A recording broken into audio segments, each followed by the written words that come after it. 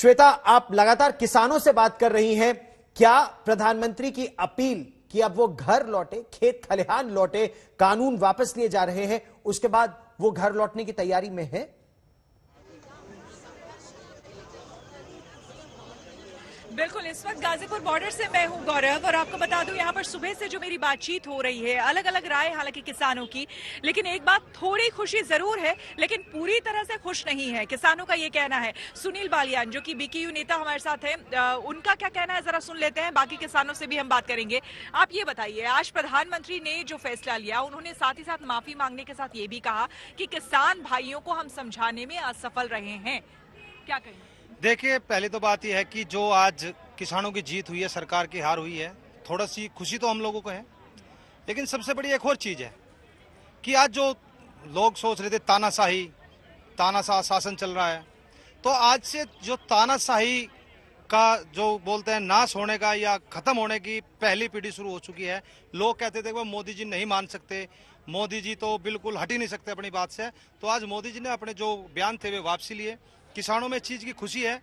लेकिन अगर उन लोगों ने कहा है भाई ये बिल वापसी है, तो किसानों का एक ही मानना है भाई 2013 में उन्होंने अनाउंस किया था कि हम आप लोगों को 15-15 लाख रुपए देंगे, तो उन्होंने बाद में कह दिया भाई ये तो जुमला था। तो ऐसे ही हम लोग जो किसान हैं, हम भी ऐसे बातों पे विश्वास नहीं कर सकते, क्योंकि जिस संसद भवन से बिल पारित हुआ है उसी संसद भवन से वापसी होगा। और हमारी जो एमएसपी है, एमएसपी पे कानून बनेगा। एक हमारी मांग है, जो हमारे ट्रैक्टर है, हमारे ट्रैक्टर की जो इन्होंने लिमिट 10 साल करी है, हमें लिमिट बढ़वानी है।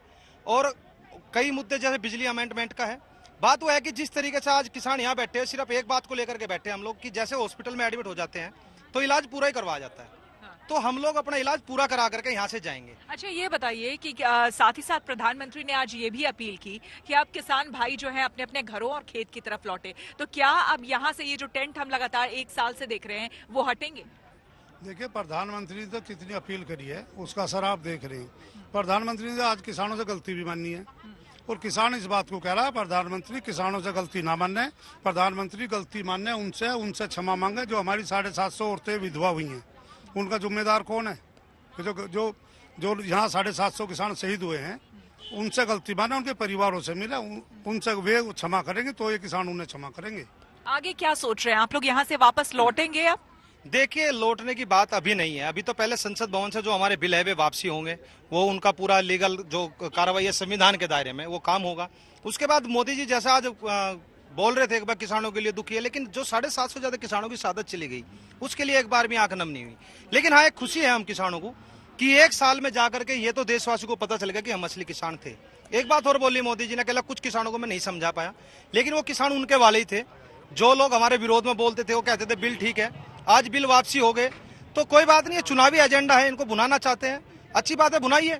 लेकिन ये देश की जनता जान चुकी है, इसको पता चल चुका है कि 1 साल से अगर यहाँ पे किसान लोग बैठ करके आंदोलन कर रहे हैं, संघर्ष कर रहे हैं, अपने अधिकारों की मांग कर रहे हैं, तो सरकार को इतना घमंडी नहीं होना चाहिए था कि अपने इस घमंड को 1 साल के बाद उन्होंने चूर चूर किया है।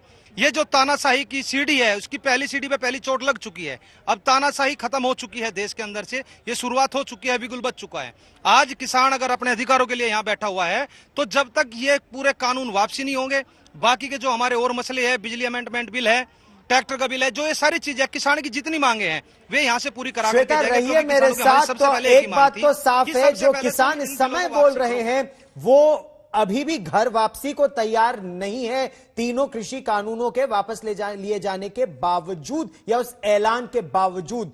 हिमांशु, क्या दबाव सीधे सीधे उत्तर प्रदेश, पंजाब और उत्तराखंड चुनाव का था? क्या इसलिए कानून वापस लिए गए, जैसा विपक्ष कह रहा है कि सरकार को लगा कि स्थिति डावाडोल है?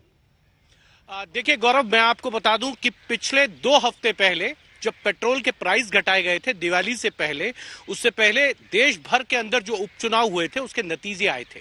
उस नतीजों में जो चुनाव के नतीजे थे उसमें बीजेपी को मिली जुली सफलता मिली थी, लेकिन बहुत से ऐसी जगह थी जहां पर बीजेपी को हार मिली थी। और बीजेपी के एक मुख्यमंत्री ने तो ये तक कह दिया था कि हम जो है वो महंगाई की वजह से हार गए। लेकिन बीजेपी को जो फीडबैक मिला है इन कृषि कानूनों को लेकर, पश्चिमी उत्तर प्रदेश में बीजेपी के लिए अपना कैंपेन करना मुश्किल था। उनके विधायक, सांसद, नेता जो हैं गांव में प्रचार करने जा नहीं पा रहे थे। जो पॉलिटिकली गतिविधियां हैं वो नहीं हो पा रही गई थी। पंजाब के अंदर बहुत ही हिमांशु बुरी रहिए स्थिति मेरे थी। साथ।